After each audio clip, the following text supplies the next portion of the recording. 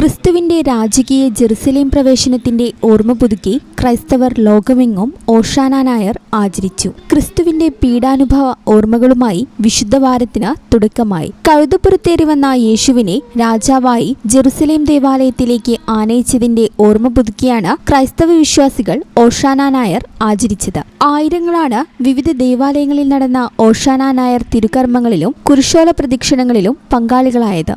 Edivanna saint Thomas ദേവാലയത്തിലെ ഓഷാന ശുശ്രൂഷകൾക്ക് ഇടവക വികാരി ഫാദർ കുര്യാക്കോസ് കൂമ്പക്കിൽ നേതൃത്വം നൽകി.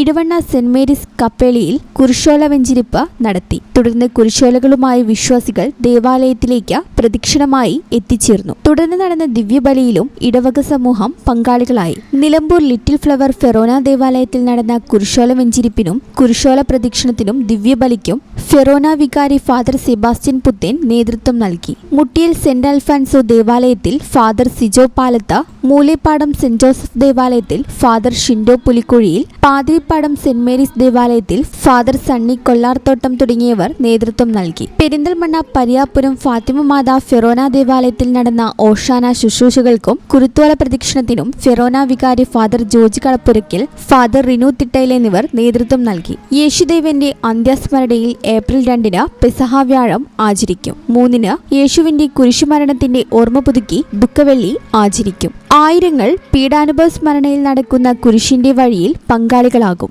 50 ദിവസത്തെ നോമ്പാചരണത്തിന്റെ സമാപനം കുറിച്ച യേശുക്രിസ്തു കുരിശുമരണത്തെ കീഴടക്കി ഉയർത്തെഴുന്നേറ്റതിന്റെ ഓർമ്മയിൽ ഈസ്റ്റർ ആഘോഷിക്കും.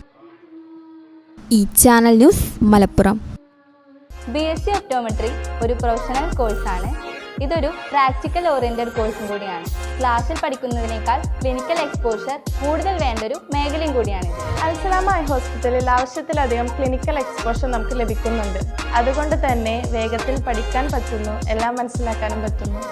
We are very happy to be the part of Al Salama Optometry College.